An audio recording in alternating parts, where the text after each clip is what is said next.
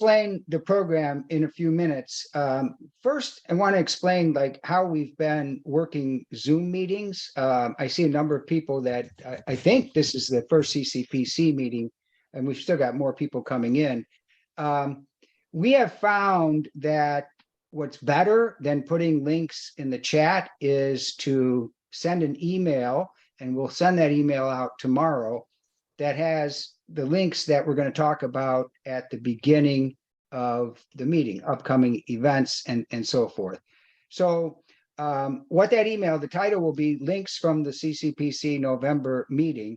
And one of the links, the first link that you'll get is to join the Cuyahoga County Progressive Caucus. Every time we have a meeting, we have folks jump in who aren't members.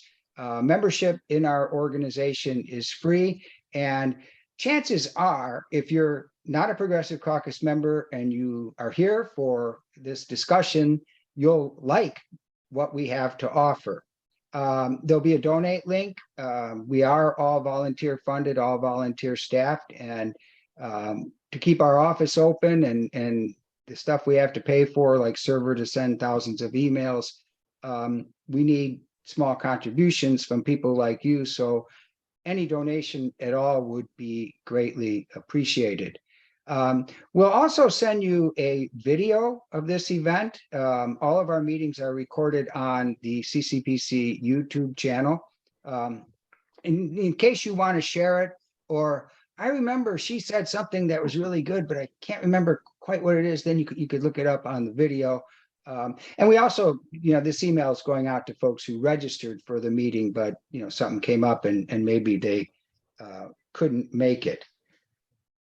You probably remember when you registered for the event, there was a little thing to fill out at the bottom of the registration that said, how should progressives mobilize moving forward?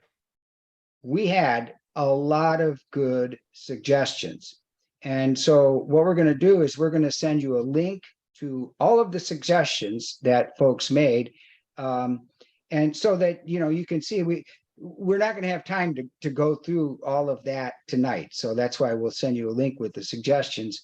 But if you got something, this meeting is going to be mostly for you guys to share what you think. So if you got something to share about the how should progressives mobilize, please raise your hand or put a question in the chat. In the email tomorrow is also going to be a couple of upcoming events. On Saturday, December 3rd, CCPC in partnership with SPAN Ohio and Cleveland Jobs with Justice is going to continue our visits to the crisis pregnancy centers, which are really like fake medical operations that the pro-life movement has put up. We're going back to Birthright of Lakewood. We actually went there for the second event. And we're going back there for two reasons. One, they're open on Saturdays. And we've had a number of our members, because we've been going to these locations when the facility is open, but that's mostly during the week. And a number of our members have said, are you going to do one of these on the weekend? So we are on Saturday, December 3rd. And also that one is in a very high traffic area. It's like right near Warren and Detroit in Lakewood. And so there's going to be a lot of people walking by that we can pass out our handout to and talk to. Another event we want to mention is going to be put on by our friends from A Better Cleveland for All. And it's A Better Cleveland for All 2023 kickoff and fundraiser. That is going to be Wednesday, December 7th at I'm drawing a blank at the location, Forest City Brewery, okay, in Ohio City. For those of you that don't know about A Better Cleveland for All, it is a progressive PAC that's doing very good work getting progressives elected in Cleveland and focusing on progressive issues. A lot of the leadership of A Better Cleveland for All are, in fact, CCPC members. And we'll give you a link to their website so that you can find out more about the organization in the email tomorrow. Also, we're going to put a little thing is, are you planning on running for office in 2023? 2023 is mostly suburban elections. I think the only exception is going to be the Ward 11 special election for Cleveland City Council. But we are in the process of talking to candidates, recruiting candidates. So if you yourself or you know somebody that is planning on running for office, please contact us. We'll put a link to the section on our website that says run for office, where you can, find out more about what you can do, or you can contact us and we'll certainly share what we know about that. So let's get to the program. One of the things that we're going to do is divide into 4 different segments. And that would be analyzing local elections here in Cuyahoga County, analyzing state elections, analyzing national elections, and then we're going to close with a look at some upcoming ballot initiatives. So instead of going local, state, national ballot initiatives, we're going to kind of do a different order. We're going to go local, national, then state, and then upcoming ballot initiatives, because the upcoming ballot initiatives kind of tie in, they're state ballot initiatives. So what I'm going to do is I'm going to give a short kind of devil's advocate prompt and say something good and something bad about the local, state, national, and elections and the ballot initiatives. And then we're going to throw it open to you guys. The exception is we really couldn't find anything good to say about the state elections. So that prompt really isn't going to have anything good to say. So let's get started. And here's the prompt for the local elections. Yay, Democrats. Every single race in Cuyahoga County, I think, with the exception of State House District 17, was won by a Democrat, including a clean sweep of the Cuyahoga County judicial elections, with one major upset in there of a long entrenched Republican, and an upset in the West Shore in County Council of a long entrenched Republican. So yay, Democrats. But turnout was slightly lower than 2018. And once again, particularly in the minority areas of Cleveland, very, very low.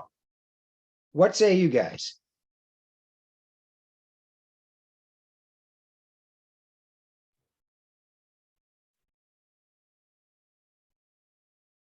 Do we have anything in the chat, Deb? Nope, not about this. And We did have a question about what the initiatives are, but we can talk about that when it comes up. Yeah, let's do this by sections. So we have no analysis of the local elections. Chris O'Neill, big victory. Okay. We do. Now we have a question. What is your take on the reasons for the low minority turnout?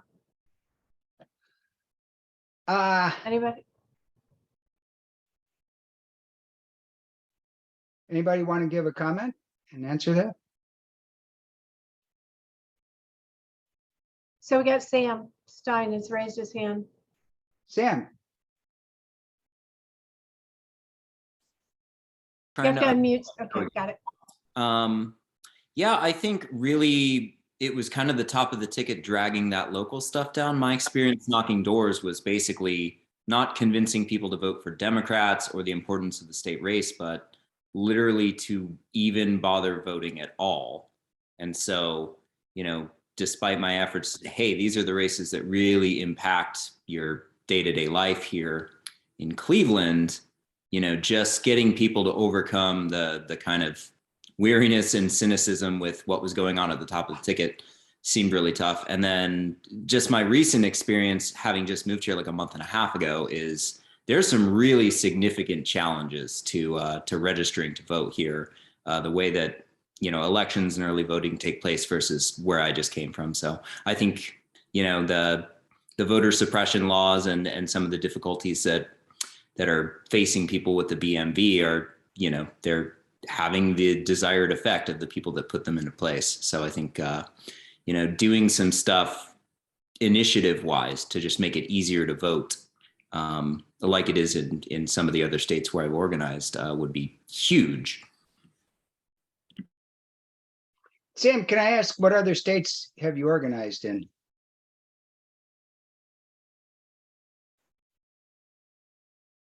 You have to unmute, Sam. Mostly in Nevada, but I've done a little bit of work in California as well. Okay. Well, I actually knew that from our conversation, but I wanted you know, other folks to know. So, Nina.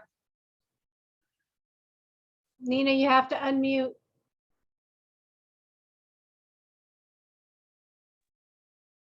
There, I think I got it.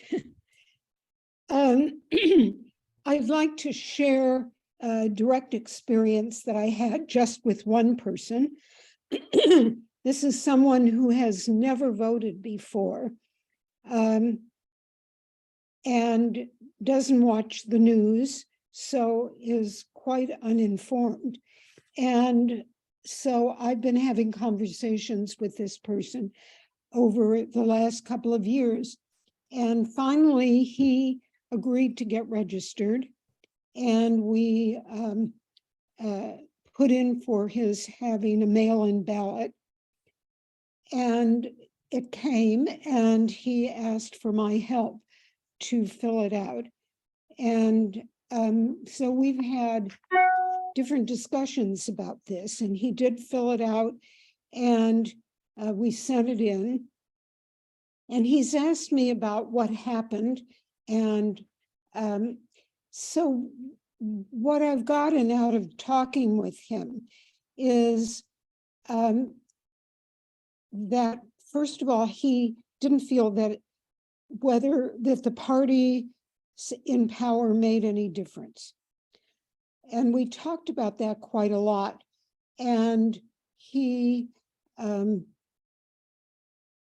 said, now you've told me things about good about the Democrats and negative about the Republicans, but if a Republican came and spoke with me,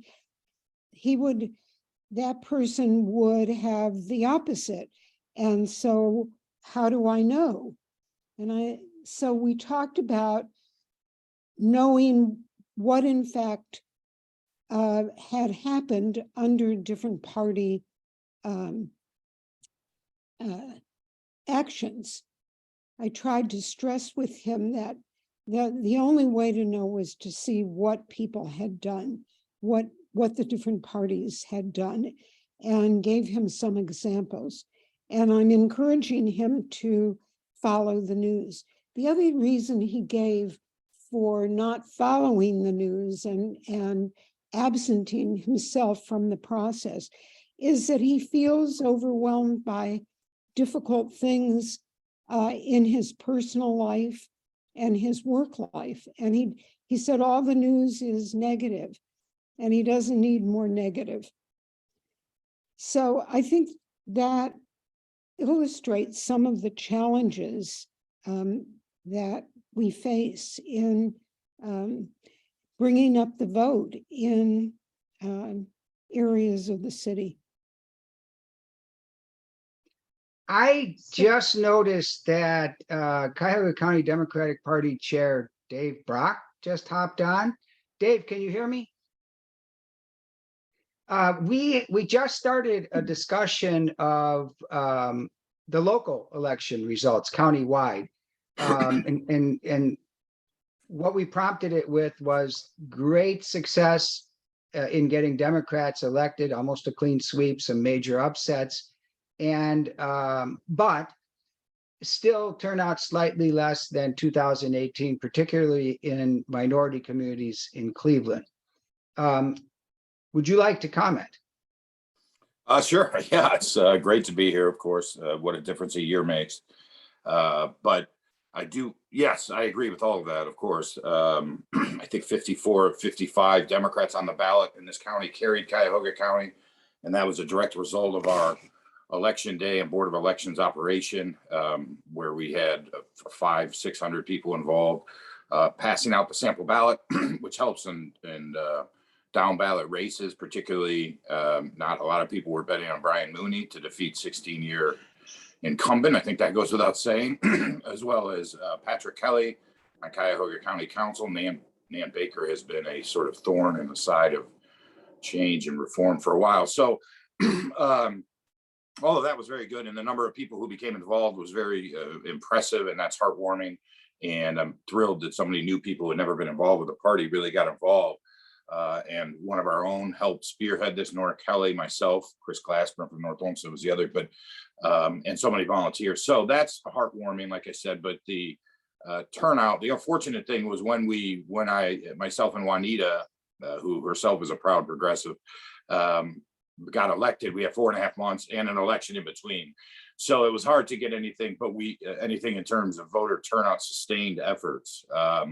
The party did begin texting for the first time ever, which was sort of what we did, was this low hanging fruit stuff. But we want, obviously, to begin this year, 2023, on an in-depth operation involving turnout and party visibility, which involves the party essentially just providing resources in addition to other things. So we had a directors meeting, and several of our directors are incredible. I mean, they're all incredible, but Ayat Amin, for one, has this brilliant idea of letting people know what they can take advantage of with new federal laws, new programs for housing, for solar, for energy efficiency in their homes, things like that. But we're committed. The other thing is, unfortunately, this year, unlike years past, there were no outside groups helping. There was no OFA or For Our America, so on and so forth.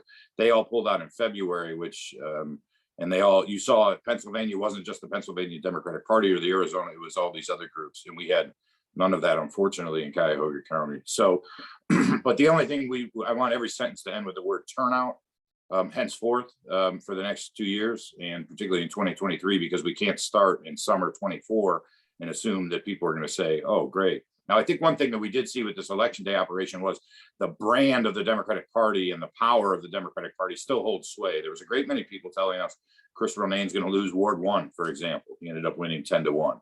And a great many people in the city of Cleveland, including the more minority community, still identify with the Democratic Party. But it's about reaching people where they are and saying, this is what the Democratic Party stands for. So it can no longer be just Trump is awful. It has to also be, or DeSantis is awful, but it also has to be what the Democratic Party stands for and what it's good for and what it can provide at the end of the day. So, Steve, I'm going to go out of term here with the chat, because this kind of follows up on what Dave was talking about. And for those of you that are really chat proficient, the reason why I'm reading these is because not everyone that's on pays attention to the chat. So that's that. I just wanted you to know that. So from Brooks Burnt, he asks, in terms of tactics and volunteer levels, how did the 2018 GOTV effort compare with 2022? In my ward, volunteers seem to feel like the county efforts were trending upward, thanks in part to Brock's leadership. Dave, you. Oh, sure. Like I said, the number of volunteers involved, and it really ran the gamut from establishment Democrats in this county to people who got involved for the first time in what the party's doing. So probably in the last weeks, including canvassing, and Paula Kampf, I think a lot of us know her. She had the highest turnout in the entire state 2 weekends in a row in terms of canvassing from her house. And those people were going all over, mostly the west side of the city, but all over. 1,000 people probably involved, thousands involved in just the last 2 weeks, I would say, volunteering. So that's pretty remarkable, and that's a good sign moving forward, I think. So yes, I agree with Brooks that it's trending the right way. And then Spencer Wells asks, what did Cuyahoga Dems offer to the African American community? Sorry, Steve. What did we offer to? I don't know. I'm not sure that there's anything concrete we offered, but to anyone other than the fact that our job was to get out the vote at that point. By the time you take over in late June and run an election in August, in which we did have candidates endorsed by the CCPC who had tough races. What did we offer to them is what the state and national party was offering, but we made a concerted effort to get out the vote, that's for sure. And Mayor Bibb's team joined with us, and Tim Ryan, the last 2 weeks, unfortunately way too late, recognized the importance of particularly minority neighborhoods. And I just want to preface something. I too think that the Cuyahoga County Democratic Party did an outstanding job. And to be fair, Dave's administration is what, like 5 months old? Yeah, not even. And I know this community outreach is going to be very important to raising turnout. But it should also be pointed out that to say turnout was slightly lower than 2018 is mathematically true. But turnout is always higher by the party not in power. And in 2018, the Democrats weren't in power. In 2022, they were. So this may have been given like natural dynamics of midterm elections, maybe even better. I don't know.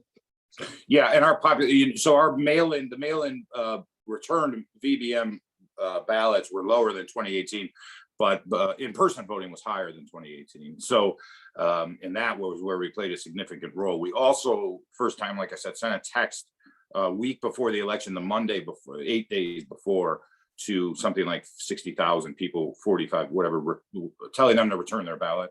And we put the sample ballot in all of our texts, which ended up hitting 100 and some odd thousand people. So one of the arguments we made in running for when I was running for chair was that we're going to be able to do these things efficiently.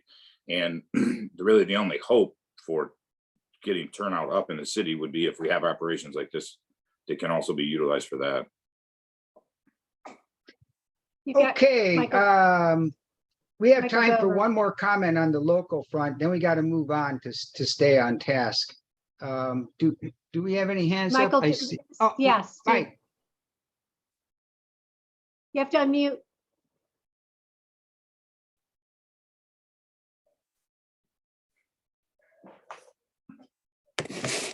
Mike, you have to unmute.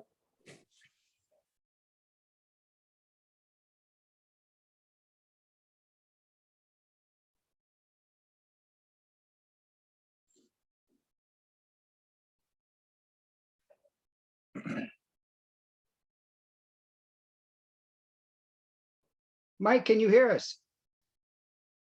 You We have to can't unmute. hear him. You can't unmute. Oh, Okay, go down in the corner and look at okay.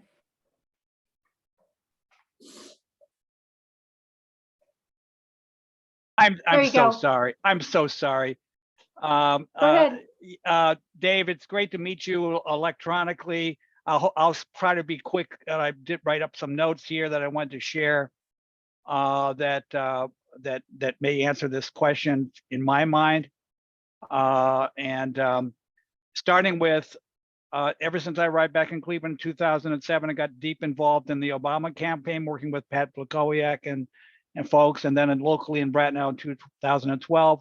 My conclusion has been that there's inadequate support for the top of the ticket throughout the Ohio Democratic Party and the Cuyahoga Democratic Party, endemic.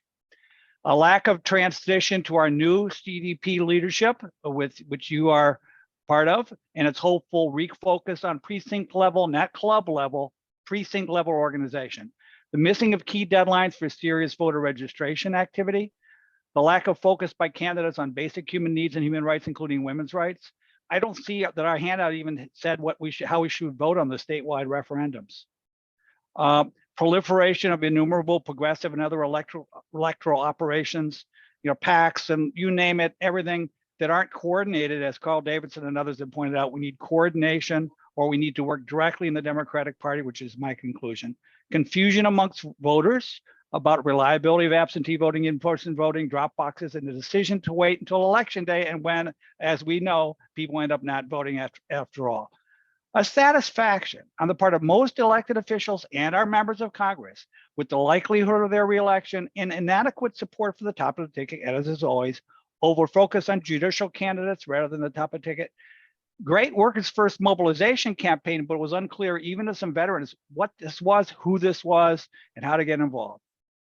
Insufficient use of just plain person-to-person phone calls at the local level. Although in my area, Suzanne Bloom, our chair, did a great job of organizing, last week visits to those who hadn't voted or, that sort of thing.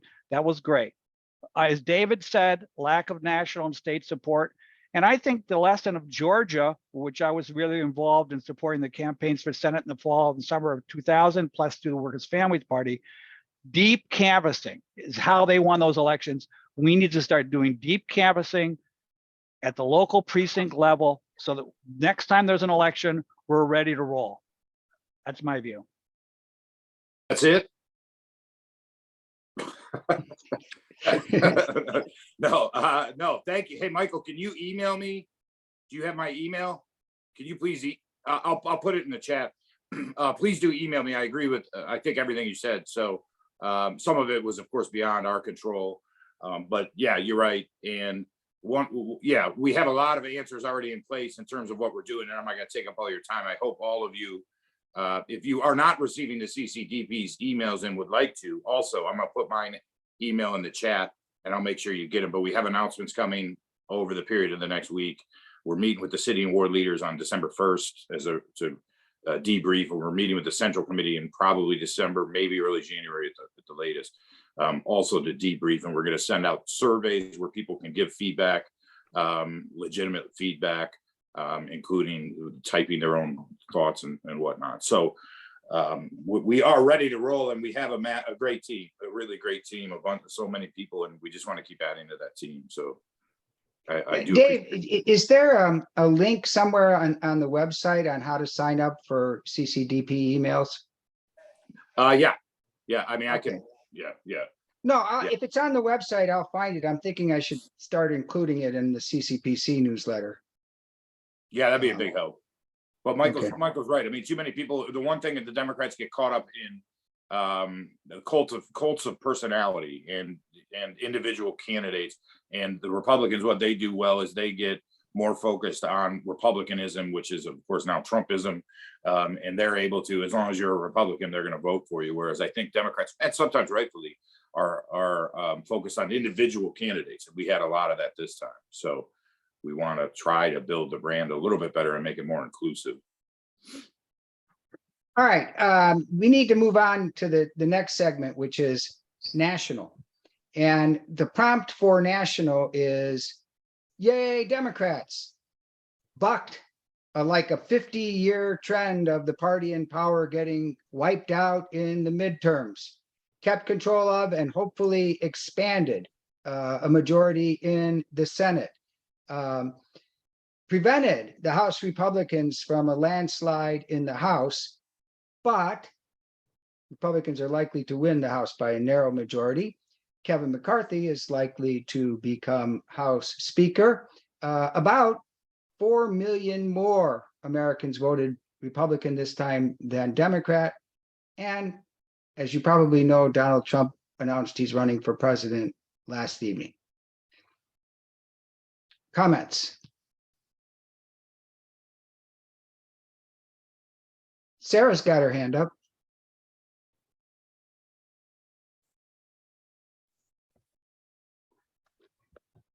So Go ahead, I have to, it's a little bit bittersweet. Like, of course, I'm happy for everybody else, but it's tough being an Ohioan in that kind of context, because we were the one state that didn't deliver. And that's, I mean, it's just disappointing, and trying to figure out how we can deliver in the future. I am not willing to say we're a red state yet. I don't know if, other people, I feel like everybody else outside of Ohio has given up on us, but I just think we're, a really disenfranchised state. And I think we can do better, and not us. I think the state can do better, but so yeah, it's kind of bittersweet. We're gonna, I don't know if you hopped on late or not, Sarah. We're gonna talk about the state results in the next segment after this. Any other comments looking at the national scene? Andrew?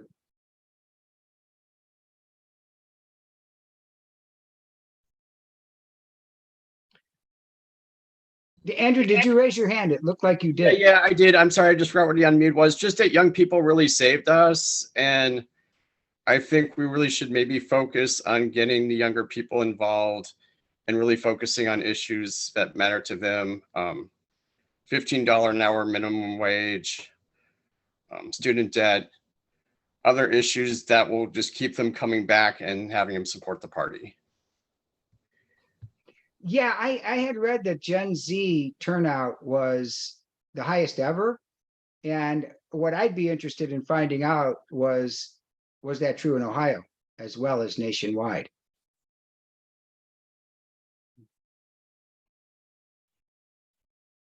Anything else at the national level? Okay, moving on to the state level, which is where I think we're going to have most of the discussion tonight. And sadly, we couldn't think of a positive Yay Democrats prompt for this one. If you can, please raise your hand. So the prompt for this one is, very sadly, all three branches of the Ohio government, state executive and judicial, are pretty much now in the hands of the fascists. And so I'm going to steal something Spencer emailed me for this prompt, which is, are we Indiana? I think this is what Sarah was commenting on. Are we now Indiana, or can we become Michigan or Pennsylvania? And Spencer, do you want to start off and share what the rest of your comments were in the email?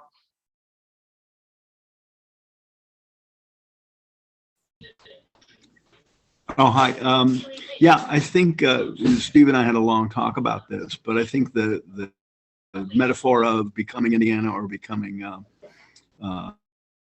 Michigan or Pennsylvania really hinges on whether the state party and the communities throughout the state are going to really knuckle down and go out and talk to people, because I think we just have a reputation of talking to people 2 weeks before the election and telling them how good,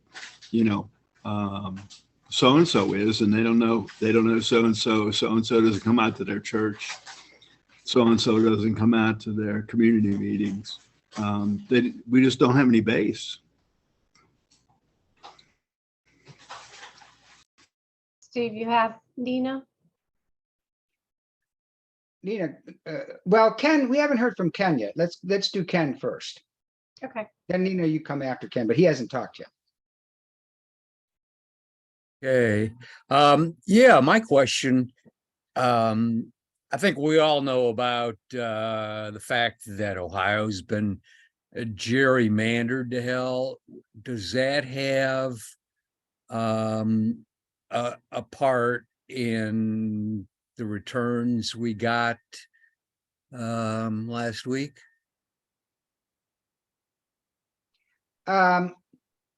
Yes and no. Ken, to be honest, gerrymandering has absolutely nothing to do with Tim Ryan losing, Nan Whaley losing, the Supreme Court justices losing, all down the line, Secretary of State, because those are statewide elections. Now, the gerrymandering explains not why there is a Republican majority. I think the statewide votes was pretty much similar to what it was in the last two presidential elections, about 54-46 in favor of Republicans. But that explains why in the General Assembly, the Republicans have super majorities, veto-proof majorities, because of the gerrymandering. But the gerrymandering isn't the whole problem. Even without it, Democrats would still be in the minority. Nina, go ahead. Nina. Okay. Well, there were two, I think, positives that nobody's mentioned, and that is that we have increased the number of our representatives, Democratic representatives, to Congress, with Greg Landsman winning in Cincinnati, Marcy Kaptur holding on, and Amelia Sykes winning. So now we have five Congress people, up one.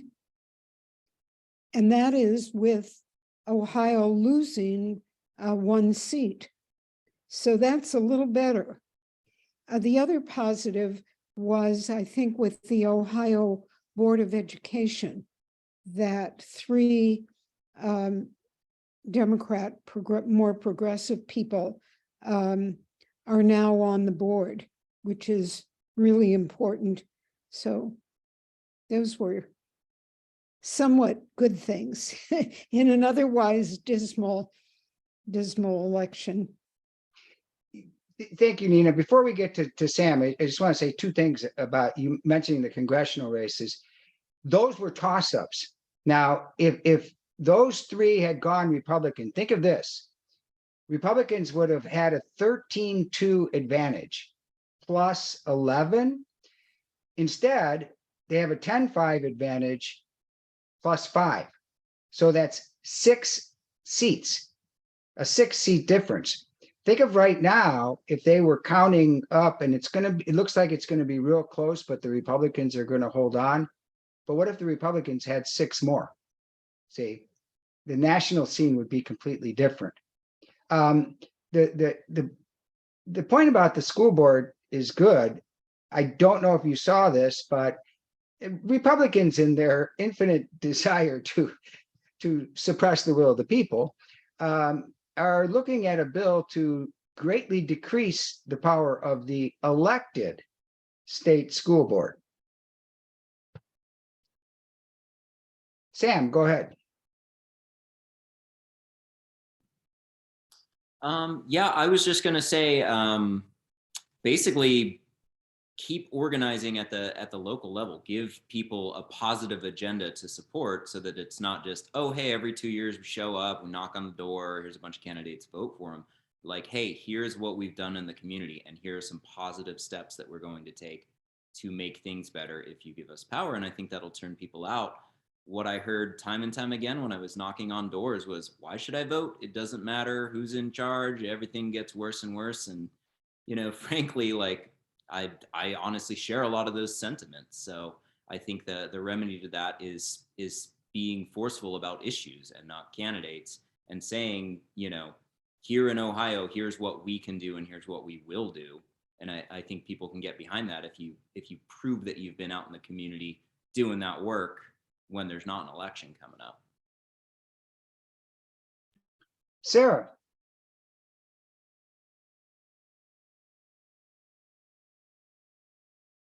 Yeah, I would say that, well, gerrymandering doesn't affect statewide. The fact that we have Republicans owning the election process is a problem, right? I mean, LaRose has made it harder for people to vote, not easier. And there's bills that are actually, I think there's a bill that's going to make it even harder for early voting and that kind of thing. So I do think that there are some limitations that are put in place because we have because the Republicans have such a stronghold on our state level government. Very good point. Dave has his hand up as well. I don't know if you can Dave. see it because of his background. Oh, yeah. Well, Sorry. your background hides the hand, Dave. So, Right. But anyways, go ahead. No, I was just gonna, obviously I agree with what Sam just said, but there are statewide, if Tim Ryan improved the percentage he got versus Joe Biden in 85 of the 88 counties, that's important to note. Trump won in 2016 and 2020 Parma. Tim Ryan won Parma. So we can't give up, by the way, on the city of Parma. And a lot of this gets back to the idea of like what Sam said and what I just said, is the notion of telling people what we've done, what we will do. But here in Ohio, it's also incredibly, remember, we've had almost 2.5 people purged from the voting list in about a 4 or 5 year period. That's significant. Ohio is more difficult than any other state around us to register to vote. A lot of people have, I register in today, the same day I'm voting, right? Ohio prevents that. So a lot of that is factored in as well. I mean, the Republicans are awful, but they aren't always dumb. And they recognize that by purging voters, I mean, the people they're purging. So we have to get to those people. There are a number of conversations being held with groups that register former felons or find the people who have been purged, and so on and so forth. So those are some factors. So Steve, I'm going to just interject here because it kind of goes along with what Dave said, because it was in the chat. Andrew Ritterman was talking about starting to get starting voter registration in Lyndhurst and other areas. And then Susie, in response to Nina, said it sounds like we need to do more organizing in between the elections, which follows with doing the voter registration. So I think it kind of follows up to what was being said. And now you have Nina. Nina. What can any of you shed light on the Ohio Democratic Party? I mean, it seems like the state party is very weak, and what's going to happen about that? I have some thoughts, but I'm going to ask Dave at first because he's been working with them more closely the last few months. I mean, I've worked on in conjunction with coordinated campaigns in Chicago as well. There's always going to be trouble. One of the things I'm most grateful for is the fact that Sherrod Brown is running in 2024, and his operation will have much. There's going to be a lot more synergy between us here and his campaign. So the coordinated campaign this time was vastly funded by Tim Ryan. So yeah, I mean, it's disappointing when you have people from Louisiana or North Carolina or whatever who are here and are leaders of the ODP operation here. That's disappointing at times.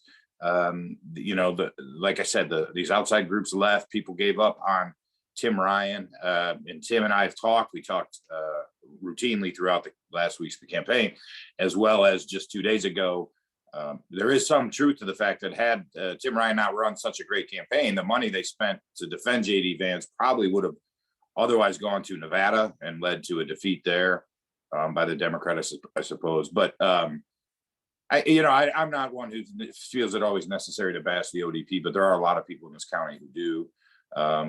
David Pepper, if you follow him on Twitter, the former head of the ODP, he's been somewhat critical of the current structure, and he and I are talking later this week. So it is what it is, and we're just going to try to do it better. And at times we'll push back as a county party moving forward, to be sure. Thank you, Dave. What I want to do is, I don't know if everybody in this call is aware, like kind of a history of the Ohio Democratic Party, like since 2006. Okay, last 16 years. Okay, 2006, Ted Strickland was elected governor. The Democrats had control of the Ohio House.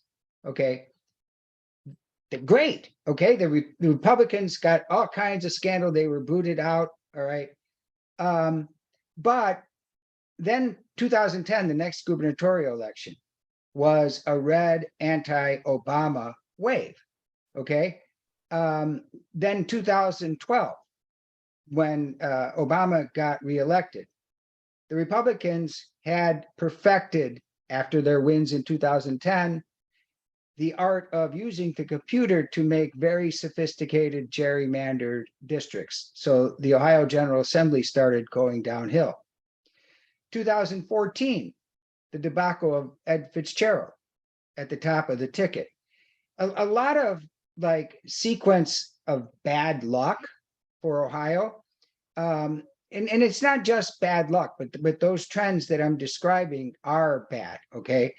Are things outside of the control of the Ohio Democratic Party.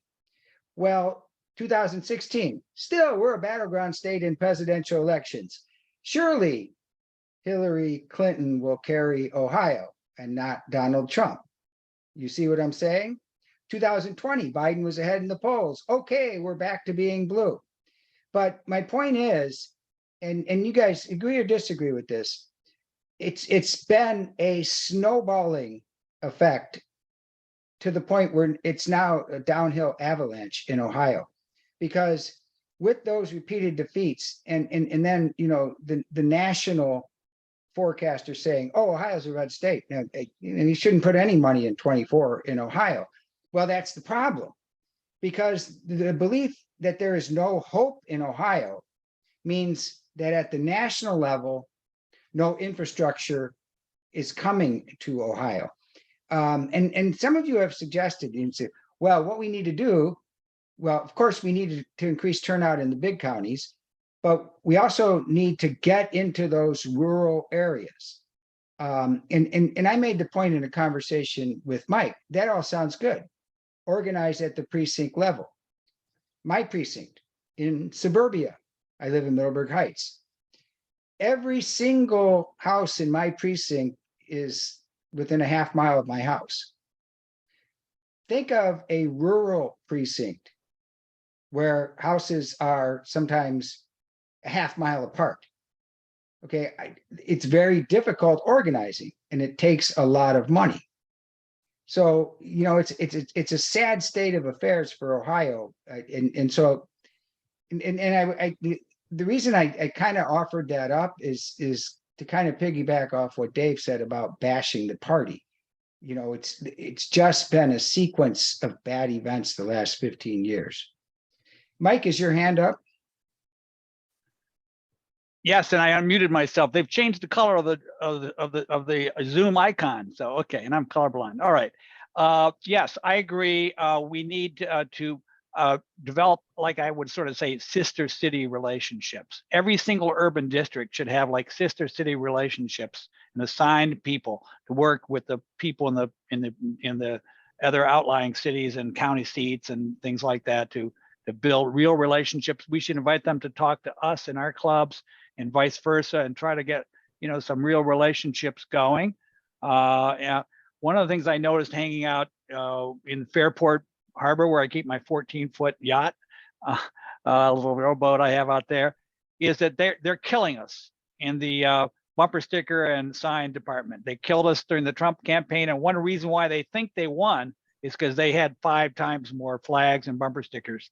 I talked to someone on the Ryan campaign about this, and they said, bumper stickers don't vote, signs don't vote. This is what I've heard this throughout Georgia. I heard this, but I have a bumper sticker over here that's Warnock and Ossick that I spent 3 months haranguing the Georgia Democratic Party to finally put out at the last minute. Like, we literally need to have bumper. Every time someone donates, we should send them a bumper sticker and a mechanism where they can buy ones for 10 of their friends. And we need to like flood cars, trucks, and yard signs too. But I honestly think that in Brown's campaign, we better start seeing brown bumper stickers appearing throughout the state and getting buzz. We need buzz. None of this text messages constantly. We need bumper stickers, and don't listen to the pros. These pros got nice jobs. They don't know how to organize. They know how to mobilize. In DSA, we talk about the distinction. We need to organize, not just mobilize. Okay, and I think part of that is getting bumper stickers to your friends. Finally, again, sister city relationships, I don't know, we got to get out into the boondocks. We got to talk to the people who are living out there, the young people out there. They don't like all this Trump nonsense. They're involved in interracial relationships, LGBT relationships. They're trying to survive out there, and they hate all these wealthy Trumpers. We're trying to tell them how to live their lives. And the women are very upset. We obviously need to get on the ball right now with a plan coming from the right people.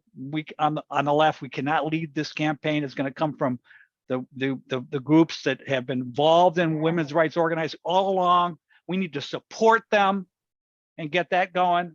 I mean, we can do this, but we got to have to fan out into the boonies, like Steve was saying. And, you know, somehow the urban Dems are too comfortable. We need to make them think, if you would lose your job if we don't win these races. And that's true.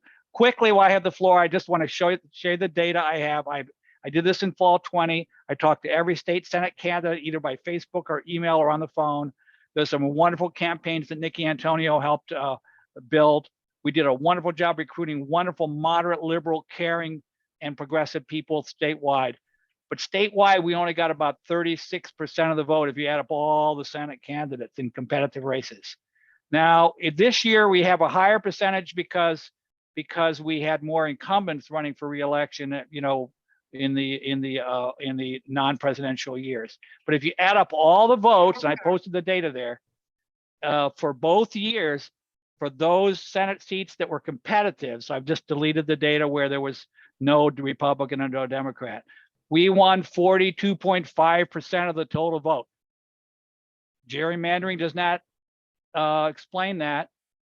What explains that is we're not organized. We're not organized statewide. The ODP folks are comfortable in their jobs.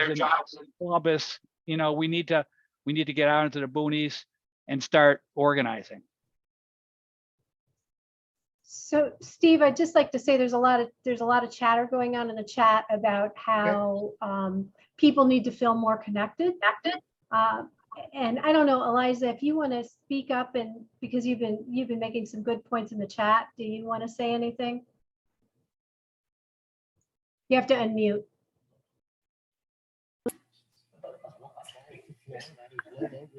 I just feel like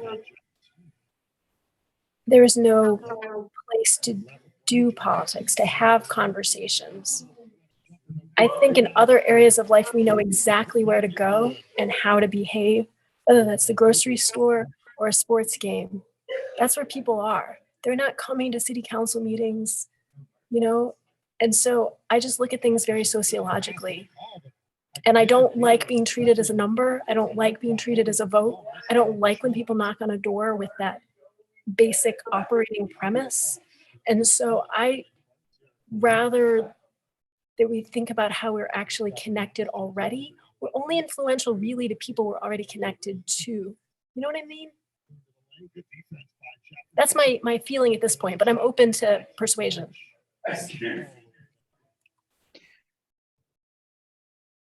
We've got a couple more hands up. Nina. Yeah, I have family that live in Ottawa County near Port Clinton. And they go to things like county fairs and festivals and so forth. The Republicans have tables. They give things away. They talk to people. And she says there's no Democratic presence. So yes, Steve, going door to door is difficult because people are spread out, although there are a lot of small towns that are pretty dense. But it shouldn't be so hard to set up a Democratic table, you know, that's appealing and a good way to talk to people and have a presence. That's a good point.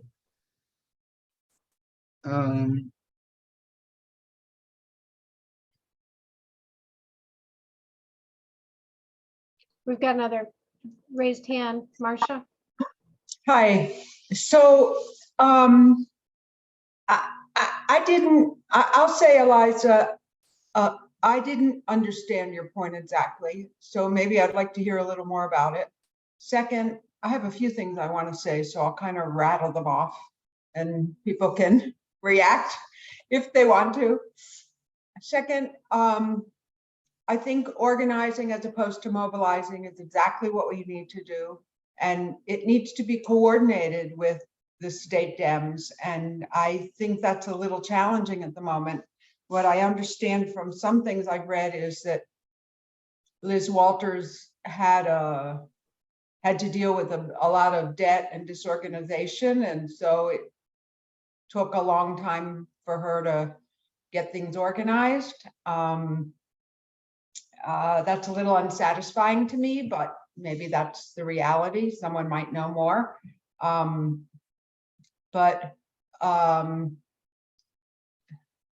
reading politics. Oh, sorry.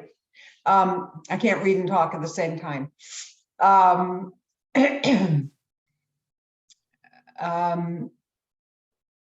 So I'm retired, and I tried to be a little bit active, and I tried to put, while I'm involved in a national organization that does work in especially voter protection around the country and lean progressive, I wanted to work hard in Ohio, and that's where I put most of my effort until election day.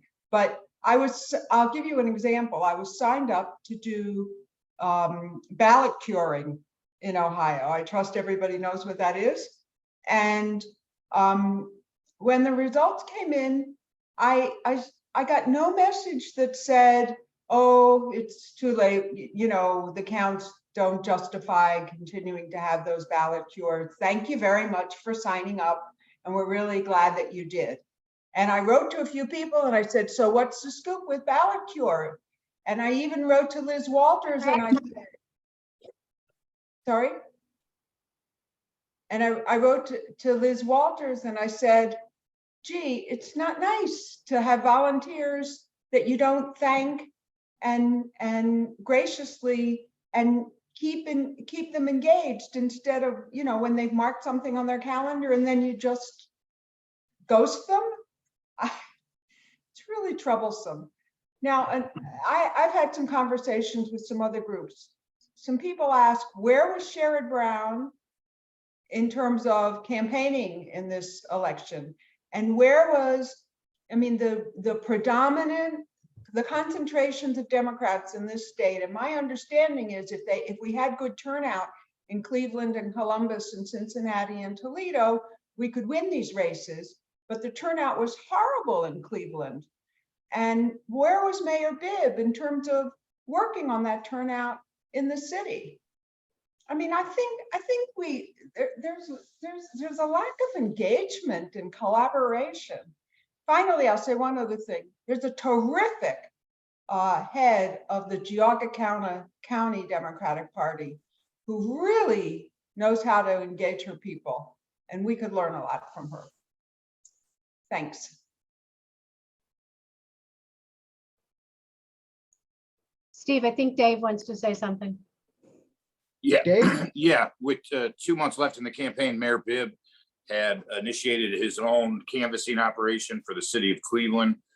It's the first time, to my knowledge, that a mayor has done that this century. Certainly Frank Jackson never did that. So that was incredibly helpful.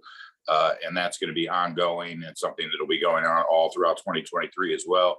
And Sherrod Brown was, I guess, to answer briefly, everywhere. The last several weeks, he was in Cleveland repeatedly. The week before the election, we had a rally with Nan and Sherrod, where Chantel Brown introduced the new chair, me. So that was fun. And then we had Sherrod all weekend before. He was all over Cleveland, west side, east side, downtown. So Sherrod was incredibly involved in what was going on. And remember, his endorsement for Nan Whaley in the primary was really a big lift for her in defeating John Cranley. So also Hamilton County did incredibly well. Franklin did worse than Cuyahoga in terms of its turnout dropping.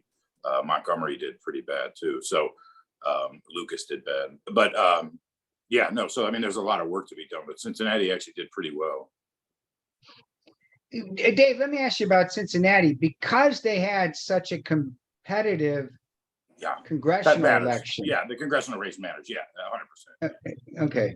And really, you know, the county executive race wasn't competitive. And that was kind of a foregone conclusion, you know. So I think that's a big difference if there's a local competitive race. Yeah, but I think that the Weingart people, you know, they spent 20 grand or whatever in Ward 1 alone.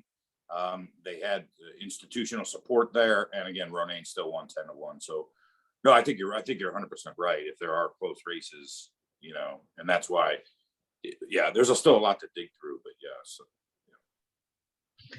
All right, well, we want to get to the last segment because, time is passing. And that's potential ballot initiatives. And there are 4 of these potentially. One, I think Mike was alluding to, a right to protect an amendment to protect a woman's right to choose. Okay, the anti-abortion, that amendment's very, very important. Another one is $15 minimum wage. And these amendments still have to get signatures on the ballot, okay, run the campaigns and so forth. Third one is the League of Women Voters and some other organizations want to put another anti-gerrymandering initiative on the ballot. And this one would be what Michigan has. And Michigan, because of this, now has Democrats controlling the entire legislature, which is an independent commission draw the maps. And then okay, so we have the gerrymandering, legalization of marijuana, $15. Okay, that's it. That's all 4. So my question is, all 4 of these, by the way, are great ideas and CCPC would support. Should we go for all of them, one of them, or some of them? And then what year's better, 2023 or 2024? I could tell you the advantage of 2023 is it's cheaper. It costs twice as much to run the necessary TV advertising in a presidential year than it does in an off year. But turnout's higher in 2024. Comments?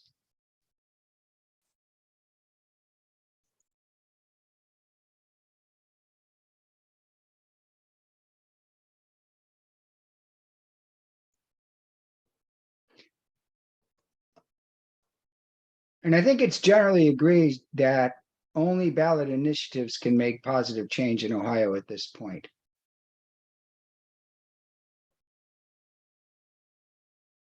Dave was first up. Dave.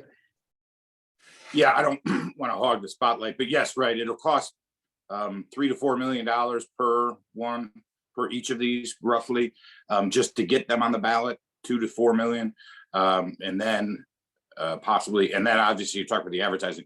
The biggest question is, can we risk the lives of women by putting this on the ballot in 2024 when we could do it in 2023, right? However, 2024 will undoubtedly benefit the Democratic Party. There's no question that more people will vote Democratic as a result of it, and there isn't going to be statewide races in 2023. So that, and the same with minimum wage. I mean, we're harming people by not doing this. But if you can combine these efforts, and there's reason to think we can, so that we're not having 4 different organizations doing this throughout the state, then you might be able to, I think you can accomplish something, but it's about when we do it. That's the ultimate question. So Dave, you're saying, because I had not heard this, that there's been talks about combining the campaigns? Well, I mean, yeah, I mean, a statewide call yesterday, we had this talk, which I encouraged this. I mean, obviously labor is going to be fully in favor of the $15 minimum wage, and we're going to work with them on that, but why not also a pro-abortion amendment, or one that legalizes marijuana, or all of, I forgot, now I'm drawing a blank, all of them gerrymandering. Why not do them all at once? I mean, if you're asking someone to sign, maybe sign 2 or 4 instead of just 1, right? But that's more complicated. We haven't heard from Michael yet. Yeah. Michael.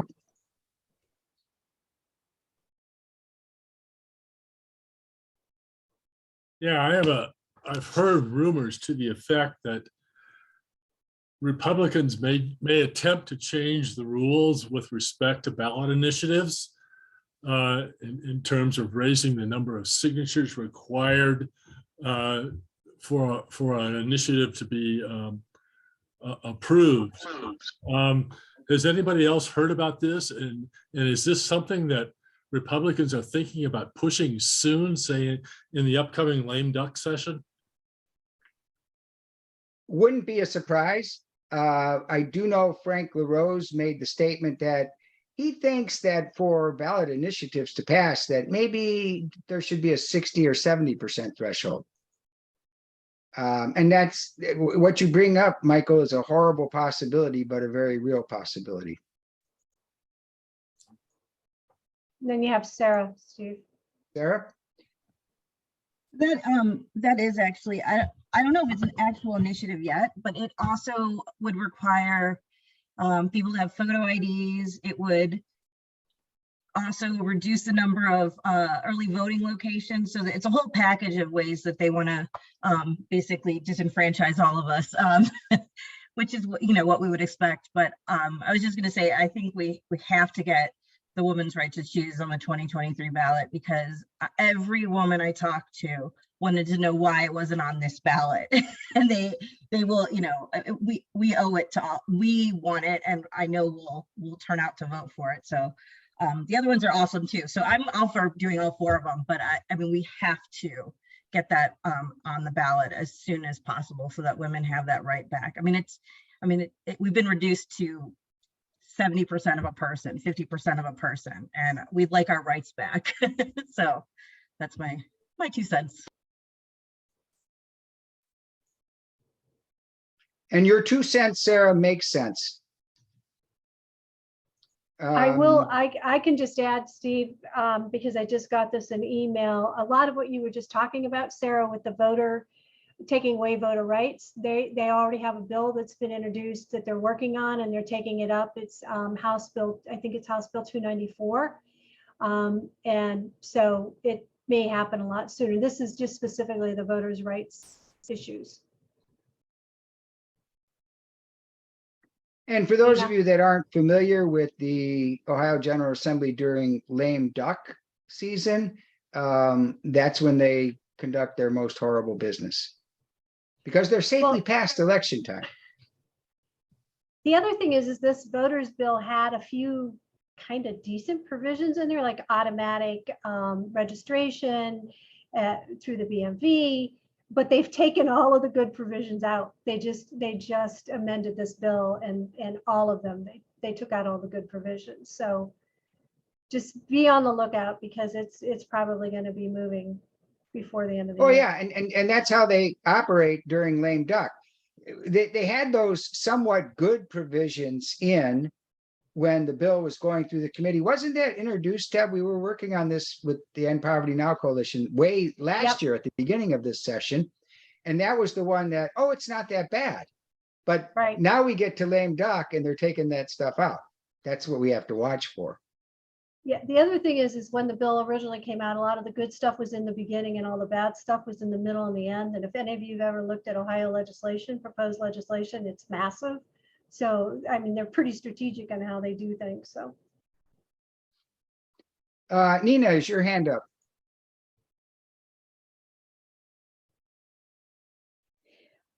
I have a question about the $15 an hour wage,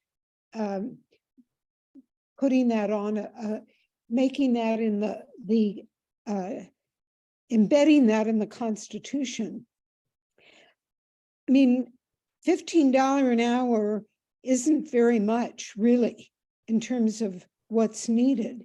And if it's then voted to be part of the Constitution, then what does that do to, initiatives that would raise it in the future? I think it's indexed to cost of living. yes, So it is. so if it's enshrined in the Constitution, it wouldn't remain $15 forever. It would be indexed to go up as cost of living does. Okay, The way that the minimum wage is in Ohio currently. Every year it goes up. I see. Yes. Well, if the cost of living goes up.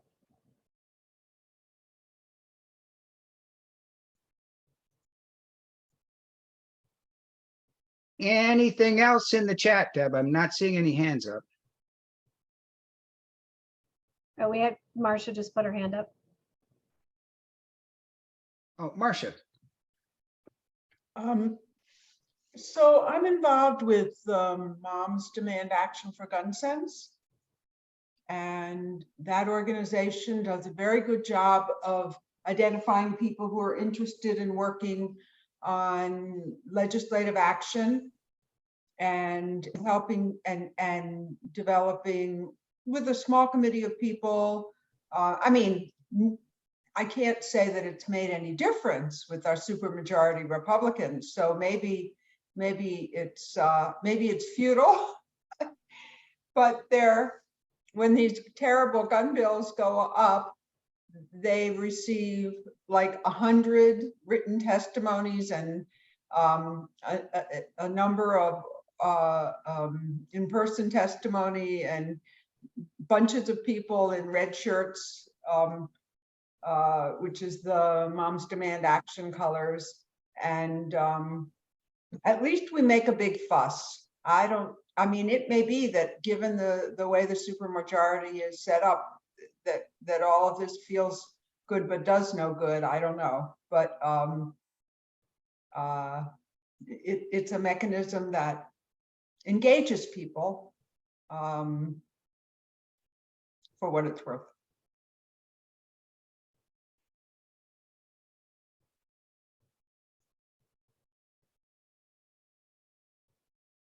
Anything else?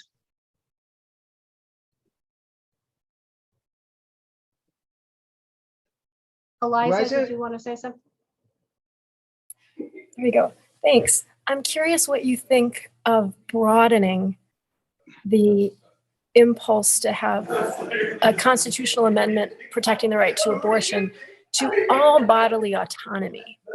I'm wondering if that could be unifying and depoliticizing and take care of assisted death, transgender surgery, all of that all together in one bill and make Ohio a leader in how to do this.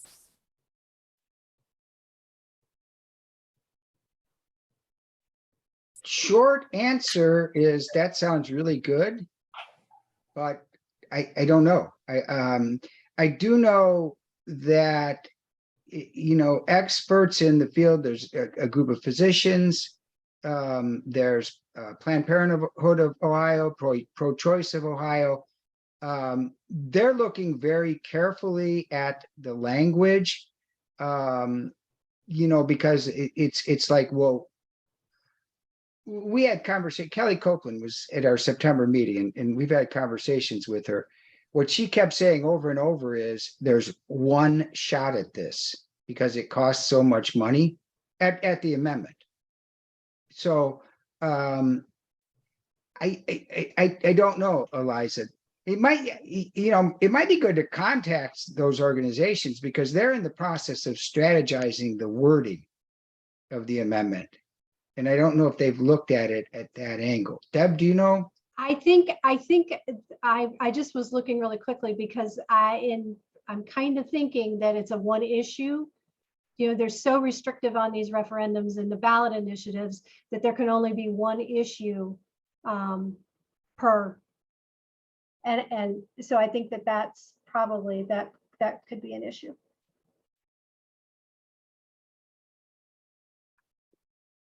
Any closing comments?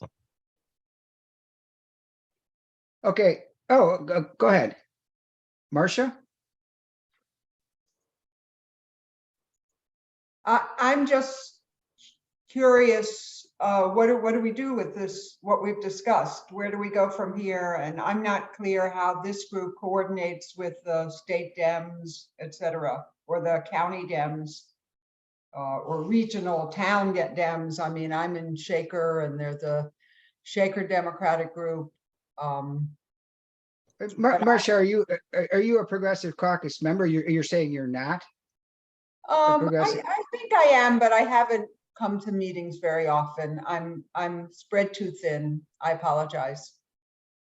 Okay, I'll just say this. The Cuyahoga County Progressive Caucus works with the Democratic Party where we can, but sometimes we work outside of the party on issues. We generally endorse very progressive candidates for the primary. But then for the general election, we support all of the Democrats, running for election. But I mean, we formed out of the Bernie Sanders campaign. As far as issues are concerned, Medicare for all, Green New Deal, okay, all of that. But we're pragmatists in the fact that we understand that, we can't just demand that be voted on right now. Okay, we're years away, but that's where we come from. We coordinate mostly in the general election with the parties, because in the primaries we tend to, not always, we tend to, our membership is progressive and supports progressive candidates. Steve, you have a question, Ken, or a comment? Yeah, going a bit off of what Eliza said before about how, I mean, I feel better about it too, and I think most people do, to have like an organic relationship with a political conversation, the person I'm having a political conversation with. Okay, so it doesn't seem like, knocking on your door, asking for, for your vote for a particular person. The other thing I've noticed, tying together with this, and it in maybe a non-obvious way, is that I found, not always, but sometimes, people will agree, even Republicans will agree on the programs that Democrats push. I mean, I see all the time how people, they may be Republicans, but they're still in favor of Medicare for all. They think it's a good idea. Eliza, no? You can't hear me? I think something's happened. She can't hear because the sound is good.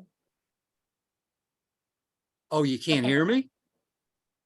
I think we can hear you. Okay. Yeah, we're good. We're good. All right. Well, yeah, and I think if it's easier to approach somebody to talk about an issue if it's presented as nonpartisan, okay, not to put a stamp on it, just to say, yeah, healthcare, I mean, this is how it's worked in other places, in other countries.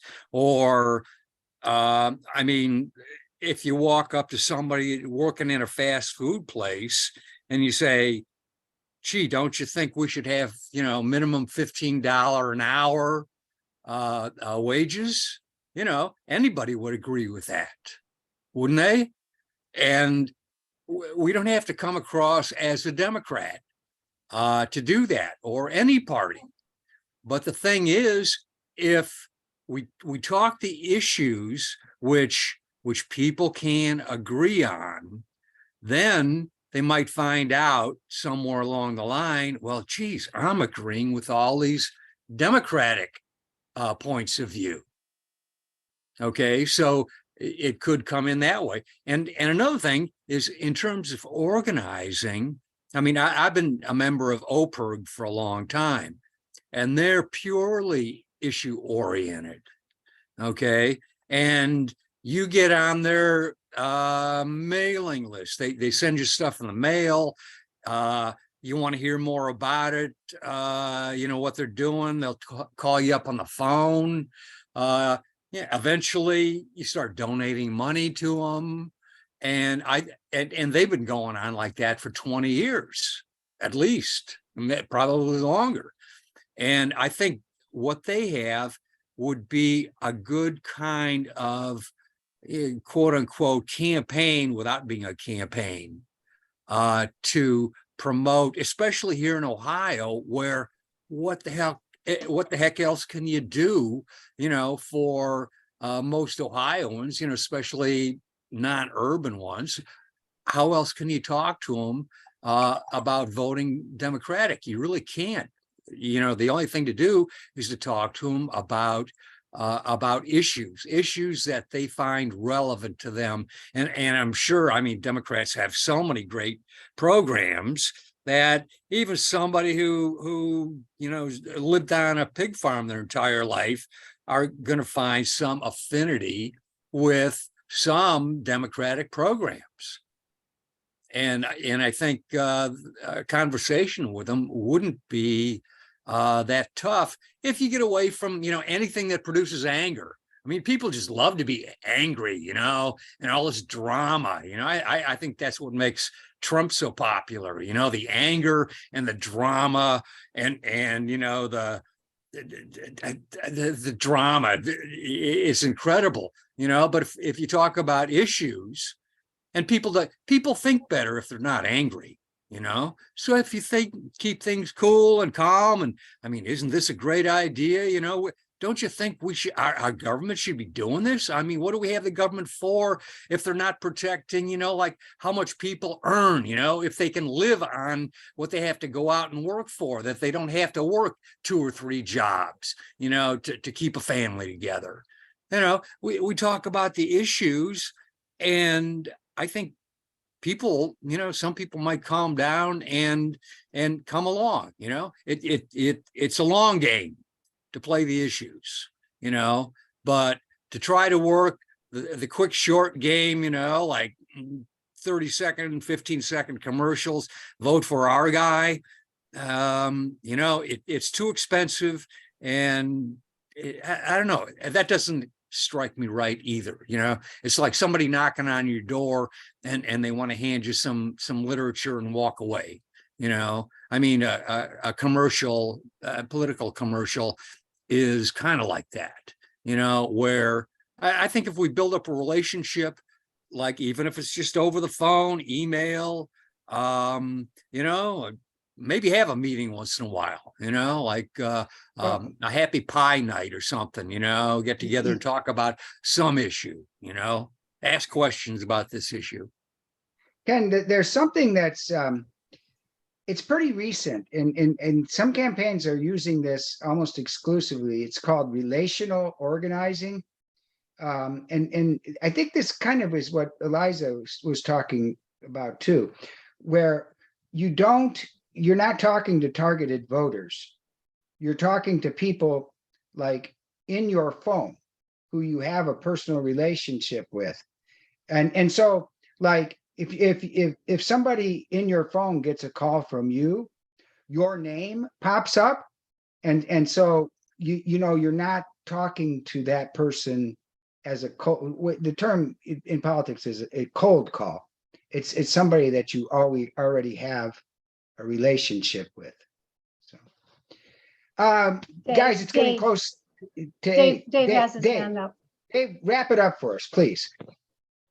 Yeah, am I unmuted? I was gonna say the exact same thing, Steve, that relational campaigning and what Eliza was talking about was deep canvassing and what Marcia was talking about, but the relational campaigning is a little bit different. And is very much like you described. Also, I appreciate what Ken said. We should be issue oriented, but he is not completely accurate. There are a great many Republicans who oppose, and you should, if you would have watched PBS, the coverage of the Pennsylvania story, literally interviewing Oz voters saying, should McDonald's employees be making $15 an hour? No, they should not. I mean, literally, probably somewhere between a third and half of all Republicans simply will not buy any of our ideas.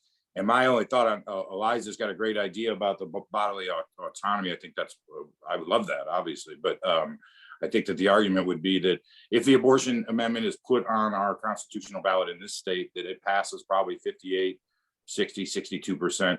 If it becomes a bodily autonomy, and this is purely from a political standpoint, it will not pass by that much. I mean, it just won't.